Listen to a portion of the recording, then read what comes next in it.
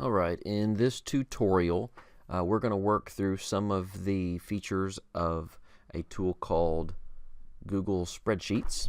Some people could just call it Google Sheets.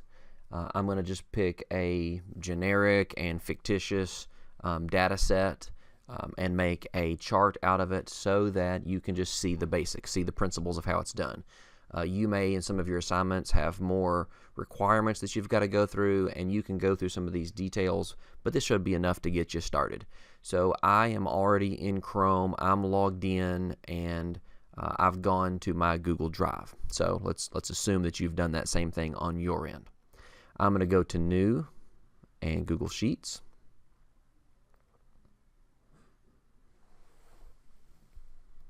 And as it comes up, I'm just going to name this something generic for today, LSA chart.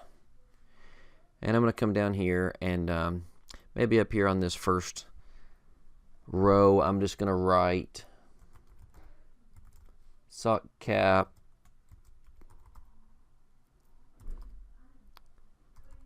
collected for shelter. We'll say that. It's cold outside right now as I'm making this video in the second week of January, so that's what's on my mind. I'm just going to go down a couple of rows. On this data set part of it, I'm not yet concerned with how it looks, how it appears on the chart. I mean, on my data set, what I'm really worried about is the chart to follow it. So in this case, the fact that I'm skipping rows right here doesn't really matter anything. I can always come back and change it later. So I'm going to come in here and just say, well, on my row 3, I'm going to say this is my header row, so I'm always going to skip A and come over to B so that there's a gap right there. And so in this one, I'm just going to say that in the LSA, you've got, what are there, 5 different schools. So I'll say that student named Eagle, student named Panther, student named Ace, student named Hornet, student named Red Devil, all attend class.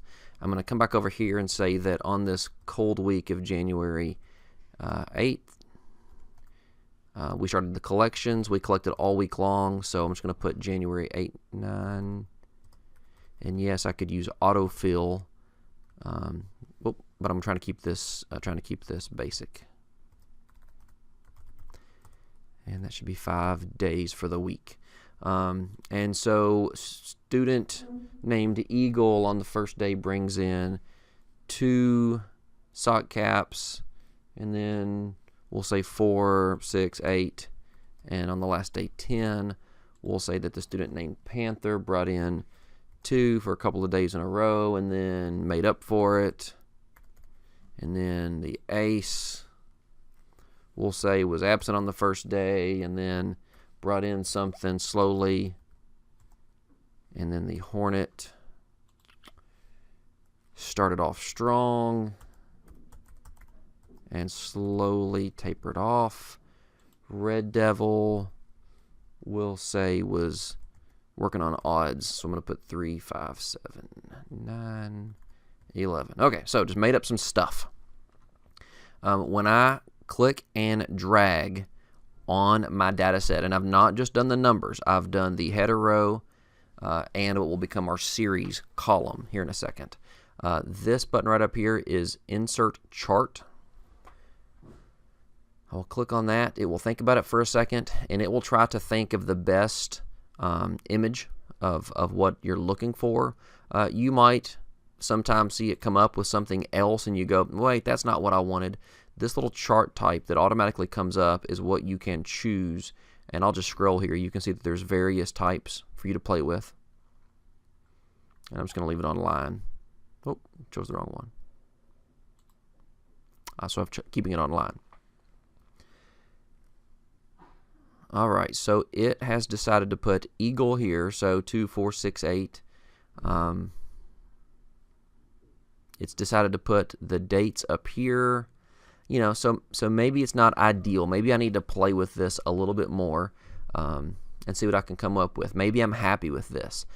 Just for today's example, I obviously want to change this title, but as far as the orientation of what's on the left, what's on the right, what's on the X or the Y, I don't know that it matters for this example.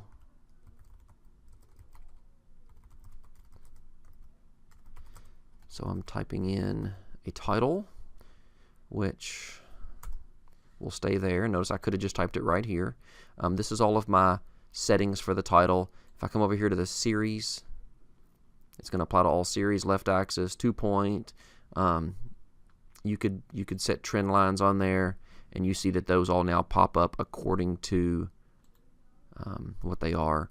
And I know you guys do some trend lines with some activities, and I don't know when you do and don't, but there's your trend line options right there. We can go over to Legend, which is this guy right over here, and play with that. But all of our options are over here. If I come back to data, this is originally where I chose the data range. If I decided that that's not enough data back here on the table, I can change it there. And I could switch rows and columns if I like that better. Actually, I like this one better. I think I like to see the linear path or the chart here with my dates on the bottom, my units of measure here, which is quantity, and my what did I call them? Students, my LSA students here on the for the series. But anyway, that's all of my data in my customized table, and you can do with that whatever you want. So I'll stop here. Well, no, I want to show you one more thing. The end result is you now have this chart and you want to put it into some report. Well, this little snowman icon or hot dog icon in the top right of the chart has edit chart, delete chart, save image, publish copy, and move. If we just click save image, it downloads it as its own picture file onto our computer.